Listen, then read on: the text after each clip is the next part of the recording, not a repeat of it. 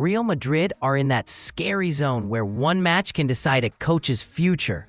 On paper, everything looks fine. 4 points behind Barcelona, Champions League top 8. But the football? Madrid still look like a team living off counters and individual magic. Because in positional play, they basically don't know how to create. And here's the part that changes everything. The club already has a replacement in mind. ESPN and Fabrizio Romano say Álvaro Arbeloa is the favorite if Xabi Alonso gets fired, and it could come down to the Spanish Super Cup, lose to Atletico, and Xabi's fate might be sealed. Xabi Alonso's start has been tense. He's trying to rebuild the team and make it more system-based, but Madrid are resisting. Los Blancos still feel more comfortable in their old mode, which we saw, for example, against Manchester City. The main problem is they don't know how to create chances from positional possession. They just circulate the ball through the middle from one flank to the other. Goals come either from counterattacks or individual magic from attackers. Team combinations? A disaster. One reason is the lack of quality in midfield, or rather the wrong type of quality. Yes, there are creative midfielders, but Tchouaméni and Camavinga are first and foremost destroyers. Tchouaméni is so poor on the ball, Valverde hasn't hit top form yet, Franco Mastantuono hasn't adapted, Arda Güler only worked at the start, and Jude Bellingham is having a far from best season. All summer, Alonso asked for a new deep-lying playmaker, someone who could replace Toni Kroos. Alonso loves that profile. He suggested Angelo Stiller from Stuttgart, or at least Kees Smit, but the board refused. Now, reports say Alonso keeps asking for a metronome, but the club still won't deliver, and in winter, he'll have to work with what he has. The bosses think the squad is perfectly built, or they simply don't want to buy players for a coach they plan to sack. A lot depends on the Spanish Super Cup. If Real are knocked out by Atletico Madrid, Xabi's fate will be sealed. And if that pressure explodes, it won't just hit Madrid. Because the other power story right now is a player rebuilding a whole club around himself. And if Madrid are already acting like a club that's ready to flip the switch, there's another place where the switch has already been flipped, and it's built around one man. Cristiano Ronaldo isn't just renewing contracts anymore. He's reshaping Al-Nassr like it's his own project. CEO changes, a new coach, transfers with his fingerprints on them. Zinedine Zidane could become the next major change Ronaldo brings to Al-Nassr.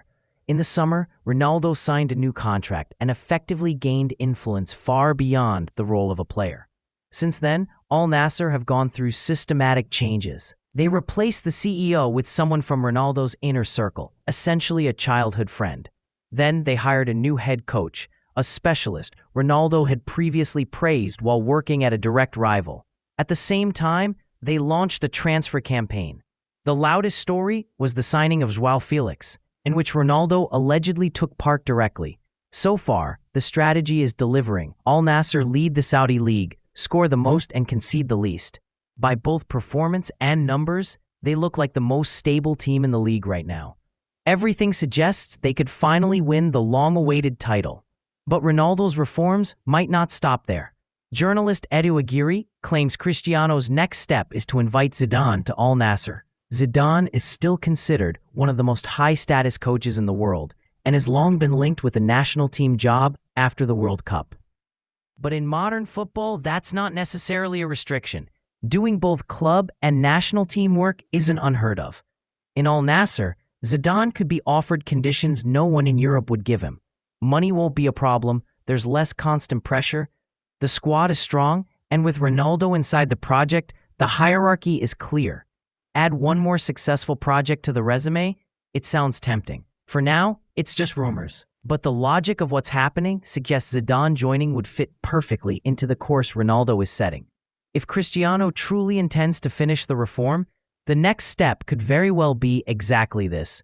What happens next? If Aguirre's info keeps getting echoed, expect Al-Nassr to feel like a club where every week is a boardroom move, not just a match. And while power plays are happening behind the scenes, Madrid are making moves on the pitch too, especially in defense, and it's dragging Barcelona into the mess. Real Madrid started rebuilding their defense in the summer, and they plan to keep going. Los Blancos were chasing just about every top-level center back with a contract running out. Ibrahima Konate from Liverpool, Dayot Upamecano from Bayern, and Mark Guehi from Crystal Palace. But according to The Athletic, they won't sign any of them. Konate dropped off the list because of his terrible form this season. Upamecano basically told Madrid no. It looks like he'll soon sign a new deal with Bayern. Guehi, if Spanish sources are to be believed, is ready to join Madrid, but his financial demands are scaring them off. So the Royal Club had to switch to a new target. Right now, Madrid are actively working on a deal for Nico Schlotterbeck from Borussia Dortmund. His contract expires in 2027, not next summer, and talks with Dortmund are going well. Everything points to Nico leaving. Schlotterbeck is left-footed, has an excellent pass, and is reliable defensively. He's one of the best available center backs, so it's no surprise Madrid are interested. Barca are also monitoring the German, but the Blaugrana are too restricted financially to sign him. And soon, thanks to Real, their situation could become even worse. According to AS, Madrid plan to demand a multi-million compensation payment from Barcelona for alleged damages in the Negreira case. Nobody has proven those damages exist yet, but Real are confident that payments to Negreira distorted the integrity of competitions and led to fixed decisions. In other words, Madrid are directly saying Barcelona influenced referees through Negreira and benefited from it. Honestly, it's hard to believe so far.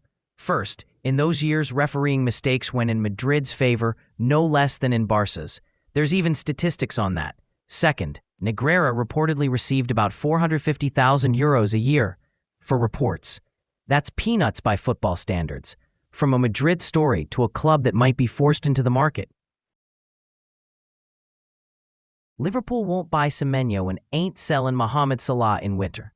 But Alexander Isak is out injured for a long time, so the Reds might hit the winter market, even after they went all out in summer. Word is, Liverpool got their eye on Atletico Madrid striker Alexander Sorloth. The dude's not vibing with Diego Simeone and wants out. Come January, he could be snagged for €40 million. This week, the Scousers contacted his representatives. I honestly don't understand why Liverpool needs Sorloth. Isak's injury isn't that critical. They've got options. He'll lose the competition to both Isak and Ekitike. It's strange Liverpool would go for, sorry to say it, such a wooden striker who blows up once a year with a meaningless poker. Besides him, Liverpool are also watching Karim Adeyemi. As journalist Patrick Berger said, the sides have even had initial talks.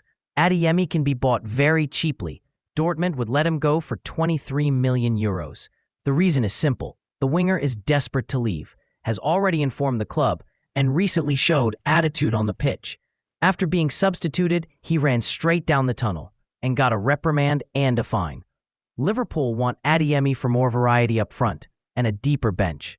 Not a bad option. Yes, he has discipline issues. Beyond the substitution incident, he was even caught storing a weapon and nearly got in serious trouble, but got away with a fine. Even so, Adeyemi is one of the Bundesliga's best wingers. He would tear defenders apart. And with that talent, he could also push into the starting 11, especially with Salah not quite himself, and Cody Gakpo going from a powerhouse shooter to a dull runner, doing the same thing every match. Also, if Indy Kyle is to be believed, Liverpool still dream of Bradley Barcola from PSG. And the Frenchman is supposedly willing to move to Merseyside. He told his agent he'd agree if Liverpool guarantee playing time. With Barcola's level, he would play, at least at first, but after that, nobody knows.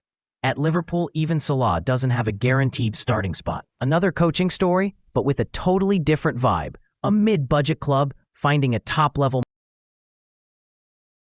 Oliver Glasner has had top club attention for a long time. After leaving Eintracht, he was offered Milan, but made a controversial choice and took Crystal Palace instead. Maybe he dreamed of working in the Premier League, or maybe he understood the chaos at Milan. As it turns out, the Austrian made the right decision. While Milan kept sacking coaches, Glasner dragged Palace towards success. He won the first trophy in the club's history, the FA Cup. The Eagles became a thorn in the side of England's giants, especially Liverpool. Glasner built arguably the best defense in the Premier League after Arsenal. Considering Palace's limited resources, that's an achievement even more impressive than Mikel Arteta's. Unlike today's fashionable coaches, Glasner doesn't constantly send his players to press high. Palace can do it, but they do it rarely. Most of the time, they meet the opponent in midfield and crush them there. Even the fullbacks tuck in. Glasner has an original tactical vision and clear coaching talent. Just remember how tough his Eintracht were, and how they look now. It was reported yesterday, confirmed by Fabrizio Romano, that Glasner will not extend his Palace deal. His contract expires this summer. Palace are already looking for a replacement and see Getafe coach José Bordalas as one of the main candidates. Sean Dyche would be delighted. The Premier League would get two clubs playing truly old-school football. Glasner, meanwhile, will likely move to a top project. Manchester City and Liverpool are already interested. City see him as a possible successor to Pep Guardiola, who could plausibly leave after this season. Liverpool, for their part, could be ready to sack Arne Slot if he can't pull the Reds out of a crisis. At first glance, Glasner doesn't seem like an obvious fit for either club. But City have become more counter-attacking lately and are even willing to park the bus when necessary, and Glasner understands buses and vertical football. Liverpool have also become more pragmatic under Slot, and their instability is tied to Slot struggling to restore the calm, cautious control Liverpool had last season. Glasner would be perfect. First, steady the team and build a reliable defense, then figure out the attack. Now a lighter one, but it's still about the same thing. Second chances, and proving you're not finished. Frank Lampard's coaching career stalled after the Everton failure, but at Chelsea he did very well. During the transfer ban, he still got results and developed young players who later won the Champions League under Thomas Tuchel. After his third unsuccessful stint at Chelsea and then the Everton dismissal, it looked like Frank would become a TV pundit. The kind who relentlessly criticizes coaches despite having failed loudly himself. But even while working on TV, Lampard didn't forget his dream of coaching and accepted an offer from Coventry in the Championship. He took over when relegation threatened and almost led them to the Premier League in the same season. Now Coventry are leading the league by a margin, and bookmakers are confident they'll be promoted. So we might see Lampard back in the Premier League soon. And Lampard isn't the only Chelsea legend with coaching ambition. John Terry has repeatedly said he wants to be a manager. He worked as an assistant at Aston Villa and Leicester, but never got a head coach role. According to Terry, the problem is that coaches who dominated mediocre leagues later get chances in the Premier League and across the UK. The Sun report Oxford United are considering him for the job. Now John has to prove to the imports that he's got what it takes. It won't be easy. Oxford face relegation. Time to call Lampard and ask for a masterclass back to Barcelona, because their defensive mess is pushing them into very specific shopping. Barcelona's problems are only financial. This season, the team is openly struggling defensively, and it's systemic. After Inigo Martinez left, the backline had to be rebuilt, and it wasn't painless. Pau Cubarsí was moved to left center back, and his level visibly dropped in the new role. He began losing position more often and making more bad decisions. Ronald Araujo became the right-sided center back, but the Uruguayan went through another poor spell. His form dropped so much that he reportedly fell into depression and is out for an undefined period. Jules Koundé was a shadow of himself for a long time, regular positional mistakes and late recoveries. Recently, he looks more confident, but it's too early to talk about a full return. That's why Barcelona are considering signing João Cancelo already this winter to create competition on the right. On the left, there are problems too.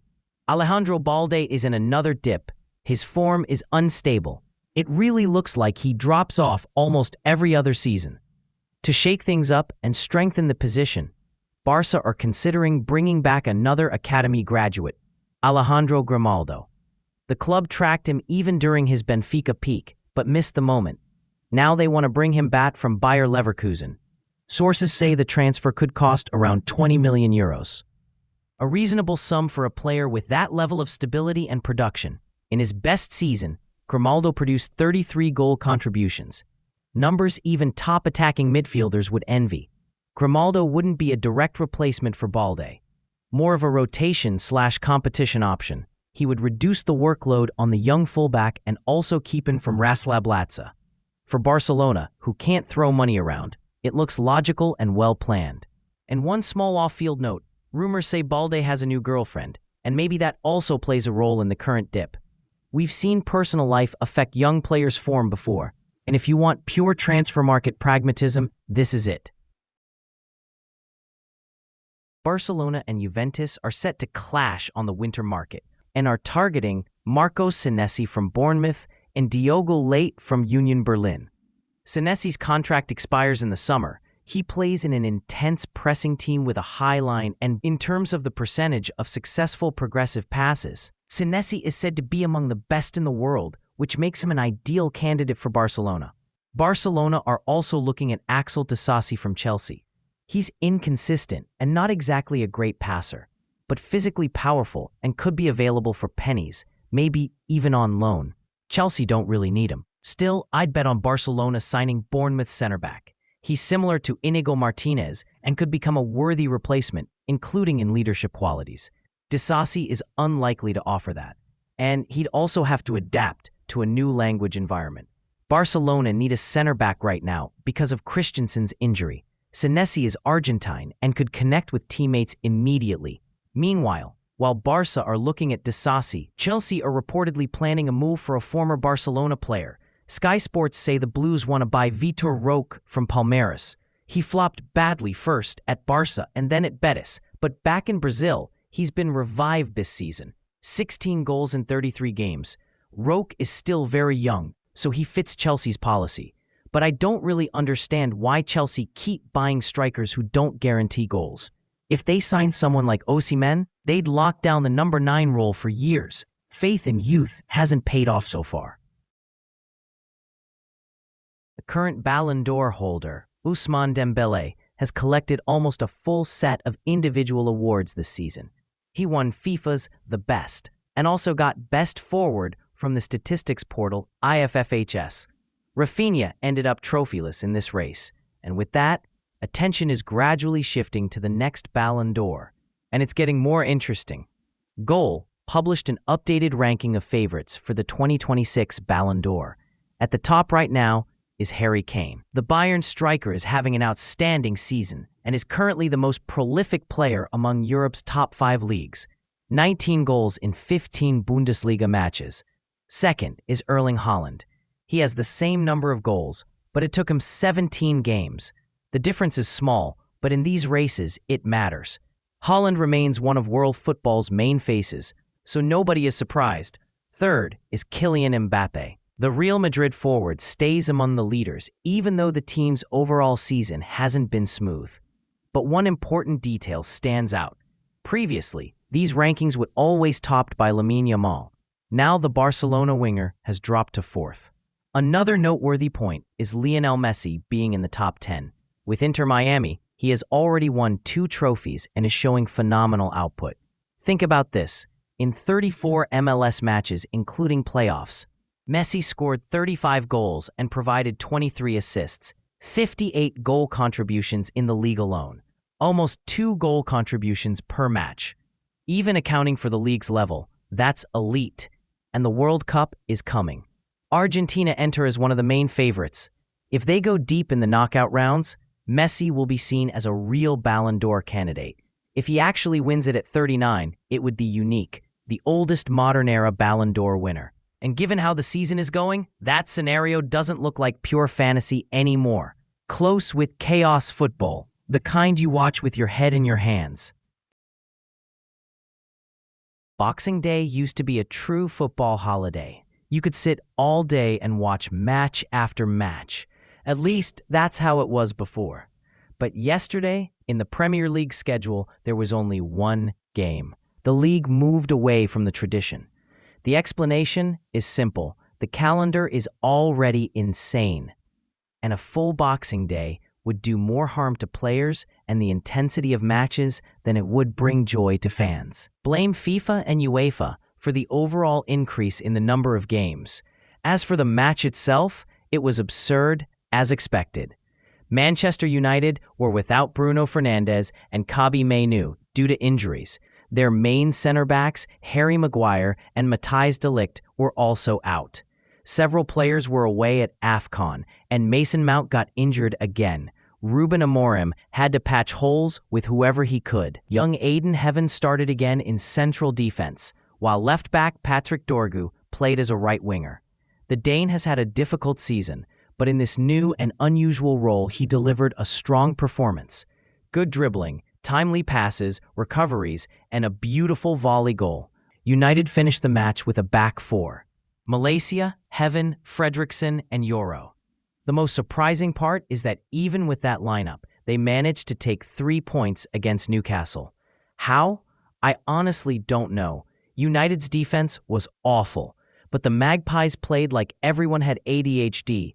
Nobody waited for the right moment for a pass or a teammate's movement. They'd get the ball near the box, whip it in, and hope for the best. Again and again, wasting chances because of impatience.